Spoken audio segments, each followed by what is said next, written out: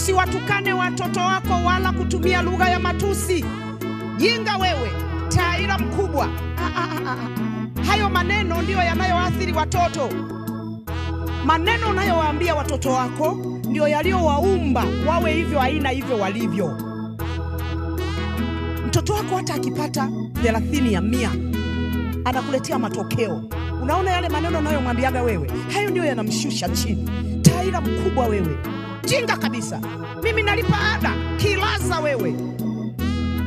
Na siku hizi walimu wa wito nao hawapo, walio wengi wa mshahara kule shuleni, na mwalimu naye anamwambia hivyo hivyo, kilaza mkubwa wewe, jinga.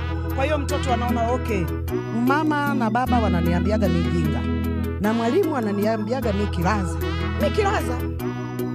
Kwa hiyo hata anasoma anaandika, lakini akili yake ni kilaza. Unatakiwa ufanye nini? Maneno huumba.